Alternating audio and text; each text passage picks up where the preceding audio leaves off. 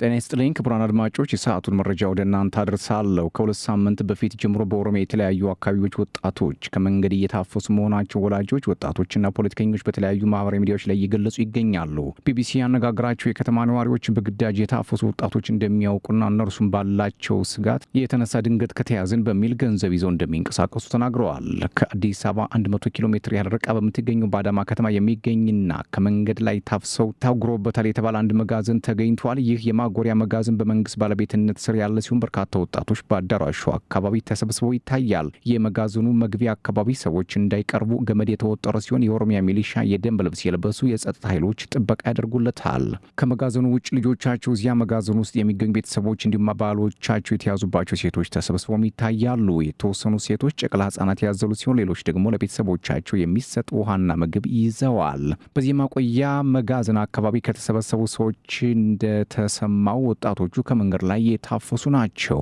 በህዳር ወር የኦሮሚያ ክልል የአስተዳደር አካላትና የጸጥታ ኃይሎች ህጻናትና የአእምሮ ህሙማንን ጨምሮ በርካቶችን የመከላከያ ሰራዊት እንዲቀላቀሉ በሚል በግዳጅ እንደያዙ የኢትዮጵያ ሰብአዊ መብት ኮሚሽን ይፋ ማድረጉ ይታወሳል። በአዳማ ነዋሪ የሆነና ለደህንነቱ በመስጋት ስሙን ከመናገር የተቆጠበ ወጣት ጓደኞቹ ከመንገድ ላይ ተይዘው መታሰራቸውን በመግለጽ እርሱም ስጋት እንደገባው ተናግረዋል። ከምሽቱ 1 ሰዓት ከሆነ መንገድ ላይ አስቁመው ይወስዱሃል፣ ማንም ለምን እንደተያዝክ አይነግርህም ይላል። በአዳማ የሚኖሩ ሌሎች ወጣቶች ድንገት በምሽት በጸጥታ ኃይሎች በቁጥጥር ስር ከዋልን በሚል ገንዘብ ይዘውም ይንቀሳቀሳሉ።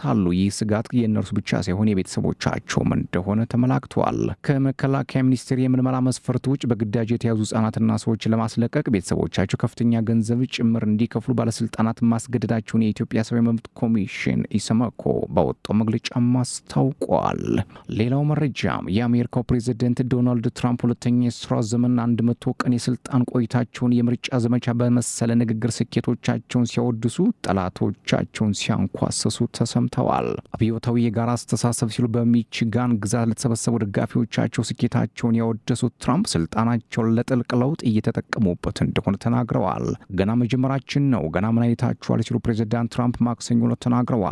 ፕሬዚዳንት ትራምፕ የአሜሪካን ድንበር በህገ ወጥ መንገድ ጥሰው የሚገቡ ስደተኞችን ቁጥር በእጅጉ ቢቀንሱም ከመላው ዓለም ጋር የሚገቡበት የንግድ ጦርነት ምጣኔ ሀብትና ፖለቲካዊ ክፍተት እንደሚፈጥርባቸውም ተገምቷል። ፕሬዚዳንቱ የኢሚግሬሽን አፈጻጸማቸውን ሲወድሱ የተሰሙ ሲሆን በአገሪቱ ደቡብ ድንበር በህገ ወጥ መንገድ የገቡ ሰዎች ባለፈው ዓመት በመጋቢት ወር ከነበረው 140 ሺህ ወደ 7 ሺህ ዝቅ ማድረጋቸውንም ተናግረዋል። ዋይት ሀውስ ባለፉት ወራት 65700 ስደተኞች ወደ ሀገራቸው እንዲመለሱ መደረጉን ያሳወቀ ሲሆን ይህም በባይደን አስተዳደር ባለፈው በጀት ዓመት ከነበረው አፈጻጸሙ ዝቅ ያለ እንደሆነም ተመላክቷል። በዲሞክራቱ የቀድሞ ፕሬዚዳንት ጆ ባይደን የተሳለቁት ትራምፕ ተወዳጅነታቸው እየቀነሰ መምጣቱን የሚያሳይ የህዝብ አስተያየትም ተጋልጧል። የህዝብ አስተያየት መሰብሰቢያ በ100 ቀናት የስልጣን ቆይታቸው ትራምፕ ከሁለተኛው ዓለም ጦርነት በኋላ ከግማሽ በታች የሆነው ህዝብ የሚደግፋቸው ብቸኛ መሪ ናቸው ተብሏል።